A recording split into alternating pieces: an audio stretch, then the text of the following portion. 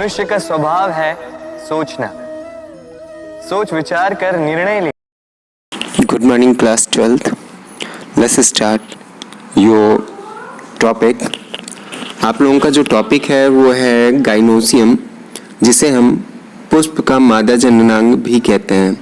तो ध्यान रखिएगा, स्त्री केसर या जायांग, गुरु बीजाणुधानी या बीजांड तथा भ्रूण कोश, जिसे हम ओव्यूल तथा एम्ब्रियो सैक से मिलकर बना होता है। तो ध्यान रखिएगा किससे किससे मिलकर बना होता है, ओव्यूल्स और एम्ब्रियो सैक।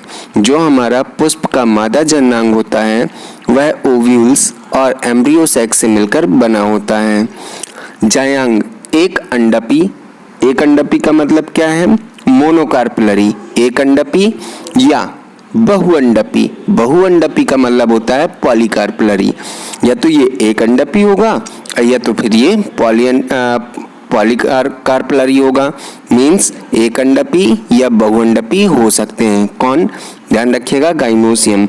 जो गाइनोसियम होगा वो एक अंडपी भी हो सकता है और बहुअंडपी भी हो सकता है। तो इस चीज को ध्यान रखिएगा, गाइनोसियम क्या कहलाता है, पुष्प का मादा जननांग कहलाता है, जो किससे मिलकर बना होता है, ओव्यूल्स और एम्ब्रियो सैक से मिलकर बना होता है। जो आपका अंडप है, जिसे हम कार्पल के नाम से जानते हैं, ये किन किन चीज़ों से मिलकर बना होता है, तो ध्यान रखिएगा। सबसे पहले आता है आपका अंडाशय, फिर आता है आपका वर्तिका, फिर आता है आपका वर्तिकाग्र। ये तीन चीज़ों से मिलकर बना होता है। और ये तीन चीज़ कहाँ कहाँ पाए जाते हैं, तो चलिए आप लोगों को बता देते हैं कि जो आपका अंडप है, अंडप के शीर्ष का जो फूला हुआ भाग है, जैसे कि आप फिगर में देख रहे हैं, अंडप का जो फूला हुआ भाग है, इस फूले हुए भाग को जो छातेनुमा है उसको हम क्या कहते हैं, वर्तिका कहते हैं। क्या कहते हैं, वर्तिकाग्र कहते हैं। मध्य की खोखली जो नली है, ये जो खोखली नली है, इस खोखली नली को हम क्या कहते हैं, इस खोखली नली को हम क्या कहते हैं, ध्यान रखिएगा, वर्तिका कहते हैं। क्या कहते हैं, वर्तिका कहते हैं। तथा निचला फूला हुआ भाग जो आप लोग देख रहे हैं, जो नीचे का फूला हुआ भाग, इस फूले हुए भाग को हम क्या कहते हैं, इसको हम ओवरी कहते हैं, जिसको हिंदी में अंडाशय कहते हैं।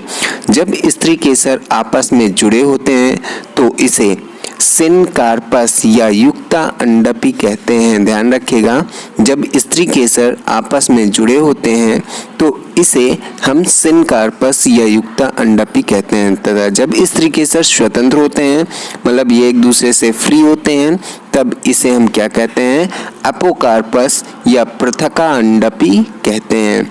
ध्यान रखिएगा इस चीज को, ठीक है। चलिए आगे देखते हैं। तो अंडाशय के भीतर बहुत से छोटे छोटे गोलाकार संरचना पाई जाती हैं, जैसे कि आप लोग देख रहे हैं कि इनमें छोटे छोटे पीले पीले आपके कुछ गोल संरचनाएं दिखाई दे रही हैं, जिन्हें हम किसके नाम से जानते हैं, ओव्यूल्स के नाम से जानते हैं। जैसे कि आप लोग फिगर में भी देख रहे हैं, वो भी आपको दिखा रहा है, जिन्हें हम ओव्यूल्स कहते हैं, या इन्हीं को हम मेगा स्पोरेंजियम, ध्यान रखिएगा, इसी को हम मेगा स्पोरेंजियम कहते हैं। बात समझ में आ गई। तो ये रहा आपका पुष्प का मादा जननांग का पूरा डिस्क्रिप्शन। मुझे लगता है कि आप लोगों को समझ में आ गया होगा। तो चलते हैं हम अपने नेक्स्ट टॉपिक की ओर, और आपका नेक्स्ट टॉपिक है स्ट्रक्चर